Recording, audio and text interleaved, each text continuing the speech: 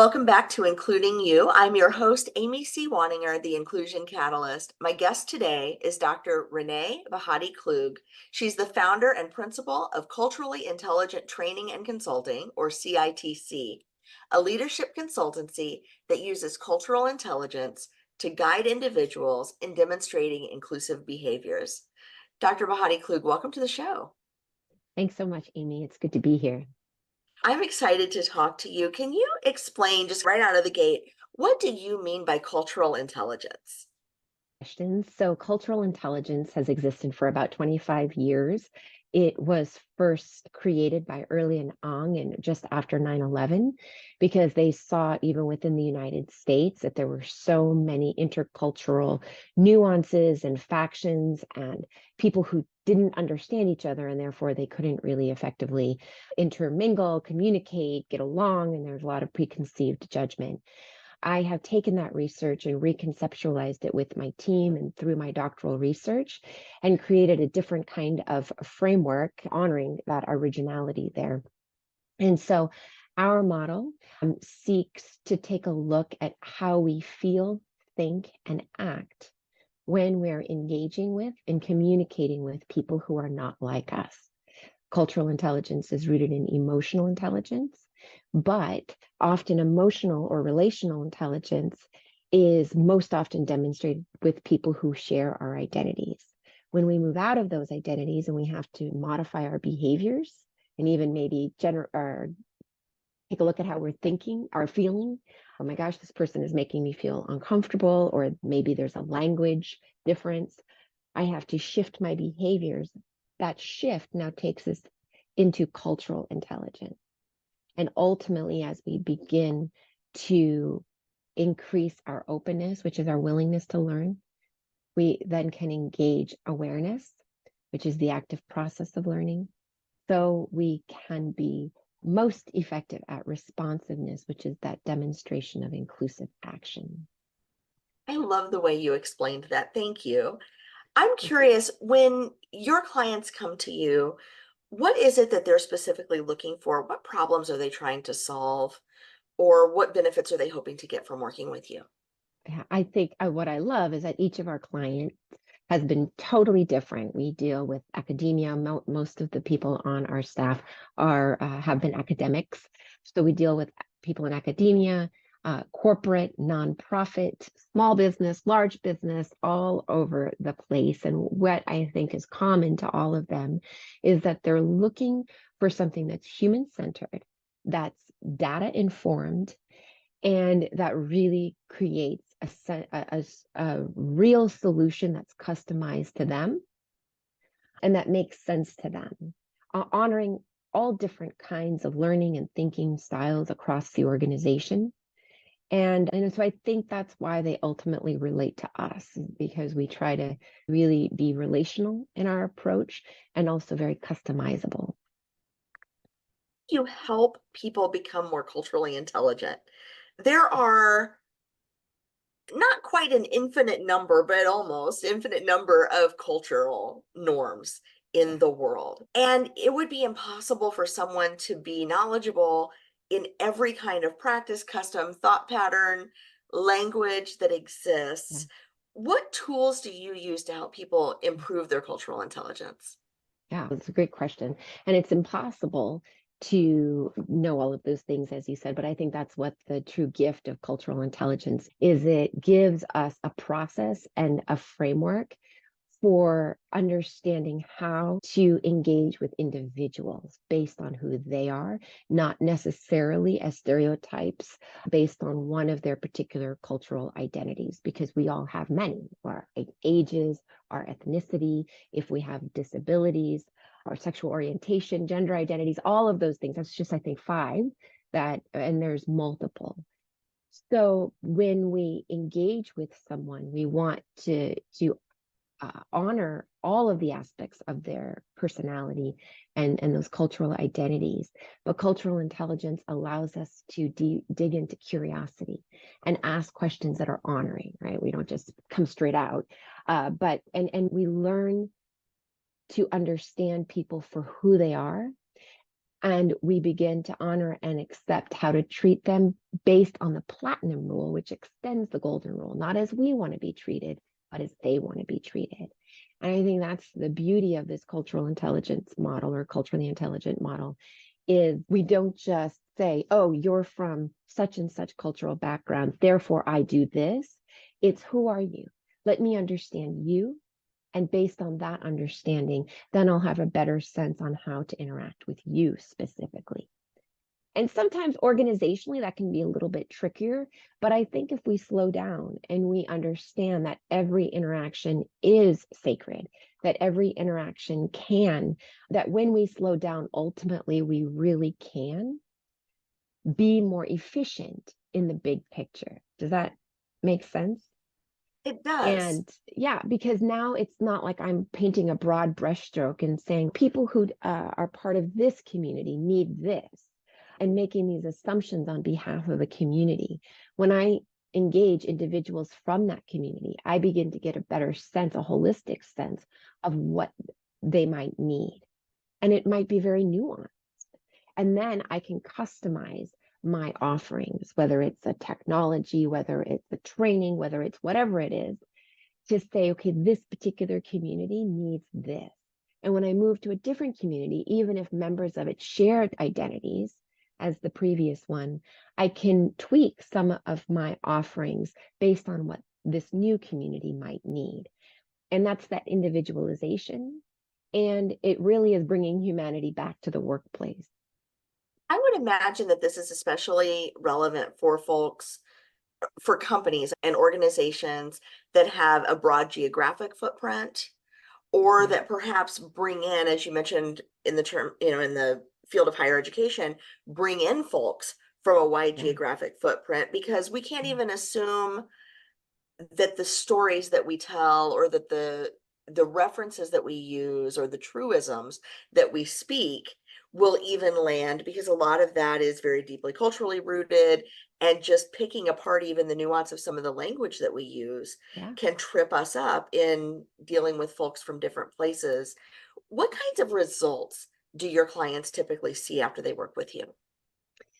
They're varied. So often, what our clients, what we really appreciate is, like I said, the data informed. So we often do culture surveys where we really understand the needs of the contributors. We call employees contributors because they are really who are contributing to the soul and the ethos of every organization.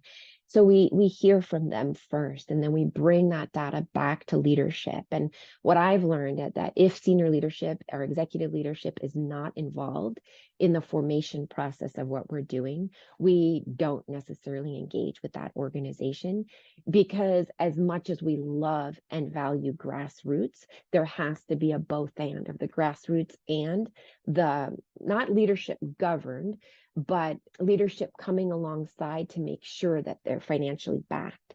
That policy really can um, be changed, because as we know, organizational change cannot happen without evaluating processes and policies and hearing from the people what is and is not working. And then, so we take that data back and we have leaders and we help leaders, we help them recreate those policies, and then we roll it out with the organization, with contributors again. And we have an iterative process of saying, okay, is this working? And so this happens over the long term. It's not like this 2-week process and then we're out. This really is several months, up to a couple of years, to hear from contributors, to investigate what's really going on, to reevaluate, to revise, to reintroduce, and then to revisit to see what's working, and if there are things that aren't working, how we might go back and revise again. And so I would that's what imagine, oh, our sorry. people see. And then, oh, sorry, and then we reassess to see how it's working. And that's what our clients truly like to see is, oh my gosh, we are seeing growth. We are seeing, and maybe there's more stability within the company. Maybe we have fewer people who are leaving. So they see that those lower attrition rates, things like that. Sorry, go ahead. No, that's okay. I was thinking about the work that you do, bringing leaders alongside the work. And I would imagine, because I've had this experience myself, that sometimes it's hard to get leaders to see themselves in the work because the as is state has worked very well for them. They've been able to come in under those policies and systems. They've been able to move up under those policies and systems. And so much of the business world in the United States, at least, has been everybody comes in and assimilates to what Yeah. exists, the leaders that are in place, the current people in charge. And I would imagine that for most leaders, that's an experience that's new for them, Yeah. that they have to, from their positions, adapt to others. Can you talk a little bit about how you help wake them up to that, or how you help get their buy-in when it's not just signing off on a purchase order or approving a process change, when there's real internal work that leaders need to do? Yeah, absolutely. That's a great question. And we, along the way, we've been operating the last 10 years, and we really started with the organizational change stuff about 5 years ago. And what we learned early on, and like I said earlier, is that when the CEO in this case is not at the initial table for us to discuss with, we really see a lot more problems down the line where things get stopped up. And so, where we try to get that buy in is that early on having a conversation, maybe whether that's over Zoom or whether we fly out and go meet with different leaders to really listen to who they are, what their vision is, why they want this. Is this something that they want because it's the cool thing to do? Or are they really interested in seeing what the data is going to say? Because that can be very scary. And we've had numerous leaders actually publicly react to data and essentially have temper tantrums in front of their staff and call out their staff. Who gave us a two? Who said this? And so we've had situations like that. And so we have learned from that to meet early on to make sure that we prime leadership, that we understand really what their goals are, and that they understand that when the data emerges, it's not meant as a shaming a mechanism, and it's not necessarily meant to be taken personally. But what accountability means is that we take this data, we understand what it means, and we seek to do what we can to help bring that sense of belonging. So it looks like a lot of different ways. Of course, the one-on-one. Oh, sometimes we'll come in and we'll do a leadership training to prime the leaders and let the leaders know what we're going to do. And then we'll do the culture survey. And then from there, we'll go back before we even roll any initiatives out to contributors. We'll start looking at some of the policies and practices that might be problematic and start working with some strategic accountability measures.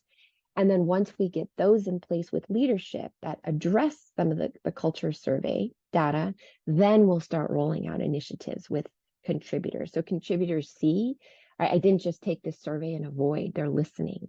And we're not just taking this training as a one-off. This training is deeply embedded with accountability measures that we plan to integrate and implement over the long term to truly bring about the change that we ticked off in that survey that we took. So that's how we go about doing it. And ultimately, how we try to bring leaders along is by getting them knee deep into the process. And I will say that we'll pass on organizations if there's not that values alignment. Yeah, when you were going about the use the term temper tantrum, I had a flashback to a client event, and it was something else. It was Mm. interesting to hear all the leaders, level twos, say Yeah. yes, your findings are accurate and whatever, and then the CEO comes in and says, I disagree with everything in this report after his Yeah. 12 direct reports already validated, and it just Yes. everybody knew what was happening, Yeah. and it was really uncomfortable, but that's Yes, the reality it in is. some organizations. It 100% is, and a big part of what we try to do when it's time is, like I said, a big part of cultural intelligence is the emotional intelligence. And are the three skills that guide what we do are curiosity, empathy, compassion. So empathy might be the active process of learning about others, but the counterpart of empathy, according to Esther Perel, is self-awareness. So a lot of times we might engage in processes of self-awareness, and we can use different tools like the Enneagram, which is a personality inventory. That's for leaders who want to do a deep dive. Sometimes we do predictive index, which stays more in the behavioral. And sometimes we do the intercultural development inventory, or the IDI. So we can do a lot of those, because then what that goes into that consulting aspect where we need to build up emotional intelligence, which of course is also cultural intelligence within the leadership, before we even start the training or any training. And so that's another tool that we use when we're seeing, okay, there's not a lot of intercultural harmony here, even among the executive leadership. So this could very well be trickling down to the organization. Let's deal with this before we go there. No, that's brilliant. And you mentioned the IDI, the Intercultural Development Inventory. This is something you and I have in common. We're both certified in this tool. And for those who are not familiar with the IDI, it assesses where you are on a learning continuum for intercultural interaction. And it's really fascinating to take the assessment and get the results and understand where you sit. It also measures where you think you sit on that continuum, which is fascinating. There's usually a gap, spoiler alert. And having a conversation, I think, in a group setting helps normalize, number one, the gap of most of us think we're further along than we really are, but also where we sit, we're probably not unique in that space. And then that can open up the individual conversations for development and learning. Have you found that to be the case with the tool, that folks respond pretty well if they're introduced to it in a group setting first and can understand? Or Yeah, I've seen different things. It's really interesting because what the IDI ultimately does is it measures our levels of comfort when we are exposed to different. So a lot of people, when they take the assessment, they feel judged by it, because it feels really hard, because you can't really trick it. You're like, I think I'm answering that right or wrong, because there really is no right or wrong. It's how we're viewing a situation. So a lot of people are like, I hated that test. But when we do the group debrief, because again, there's an individual score and then there's an aggregate score of where how the group shakes out. So yeah, so we usually they have to take it in order to do the group debrief. But yeah, sometimes I think that they do end up calming down. And then I could not speak more highly of the importance of the individual debrief, the humanization of that process, where you are walking somebody through their life experiences, their professional experiences, to help them understand how they got to whatever they got on that spectrum.